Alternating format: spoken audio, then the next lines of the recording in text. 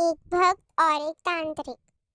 भोजपुर नाम के गांव में एक शकुंतला नाम की वृद्ध महिला रहती थी। वो एक हनुमान जी की भक्त थी।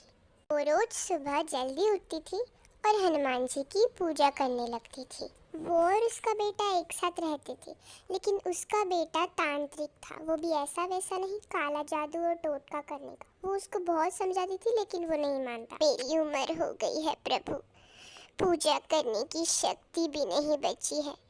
अब आप ही मुझे संभाल लीजिए और सब अच्छा कर दीजिए। माँ,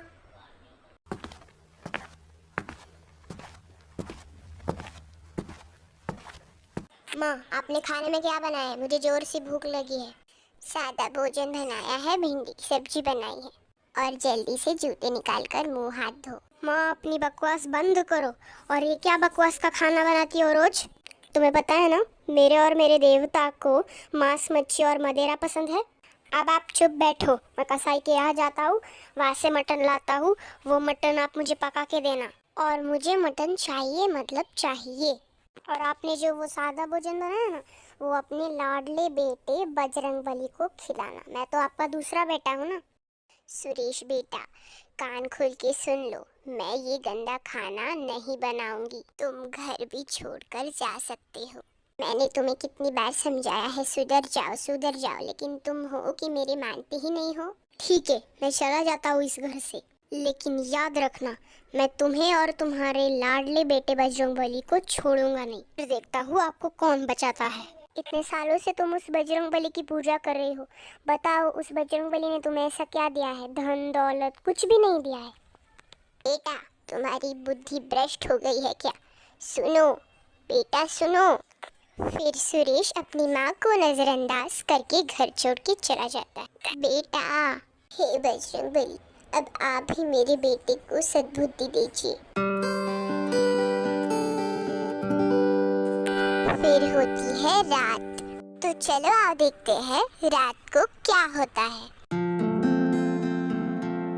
रात को शकुंतला अपने बिस्तर पर गहरी नींद में सोई हुई होती है और एक तरफ सुरेश यह विचार कर रहा होता है, अगर मैं काला जादू और मेरी देवता की सहायता से एक भूत को प्रकट करूं और उस भूत को मेरी माँ के पास भेजूं तो बहुत मजा आएगा। बजरंगबली तो उसे बचाने को नहीं आएंगे और उसे पता भी चल जाएगा कि बजरंगबली से ज्यादा मेरे देवता ताकतवर है। सुरेश अपनी माँ को सबक सिखाने के लिए ये सारा प्लान बनाता है और कैसे भी करके अपनी तंत्र मंत्र विद्या से एक भूत को प्रकट करता है।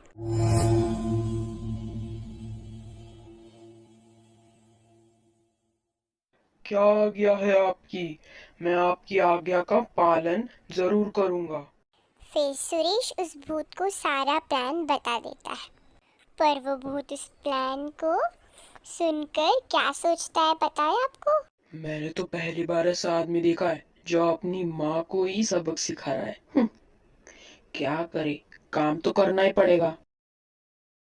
शकुंतला, ओ शकुंतला, शकुंतला। आप कौन है? बजरंगबली मुझे बचा लो, बजरंगबली मुझे बचा लो। ए शकुंतला, बेहोश होने की ज्यादा नाटक मत करो, नहीं तो मैं तुम्हें। नहीं तो क्या पगले? फिर वहाँ पे अपने भक्त को बचाने के लिए हनुमान जी आते हैं। हनुमान जी को देखकर भूत यह विचार कर रहा होता है कि अरे ये कौन है? कितनी बड़ी हाइट है इसकी, ये मेरे को मारेगा तो नहीं ना? नहीं नहीं नहीं, मैं नहीं घबराता। हनुमान जी बोलते हैं, क्या हुआ भूत भैया, इतना क्या सोच रहे हो? कोई मेरे से घबरा तो नहीं गए ना? देखो, अच्छे से बोल रहा, मेरी भक्त को सम्मान पूर्वक लौटा दो, इसमें ही तुम्हारी भलाई होगी। नहीं नहीं नहीं, मैं इसको नहीं छोड़ूंगा। और हाँ, मैं आपसे घबराता नहीं हूँ। हाँ हाँ हाँ हाँ, नहीं तो।